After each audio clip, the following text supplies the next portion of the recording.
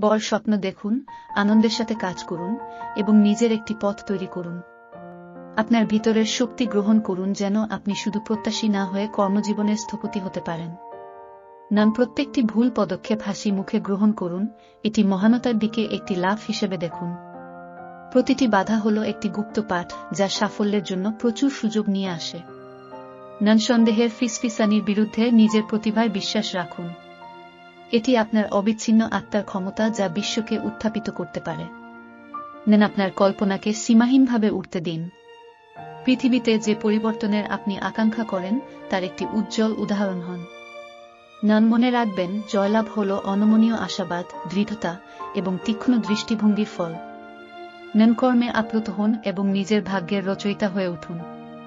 আপনার স্বপ্নগুলিকে পোষণ করুন, তারাদের জন্য লক্ষ্য করুন এবং দেখুন আপনার রাজ্য কিভাবে উত্থান পায়।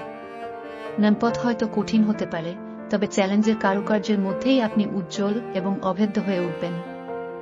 সমাধানের একটি বিকন হিসাবে উত্থান করুন। বাধাগুলি চিহ্নিত করুন, আপনার শিল্পকর্মগুলি তৈরি করুন এবং মঙ্গলের একটি শক্তি হয়ে উঠুন।